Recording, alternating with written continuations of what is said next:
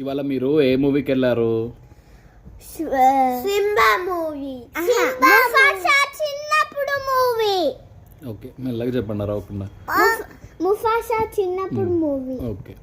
అమ్ము Mufasa చిన్నప్పుడు movie.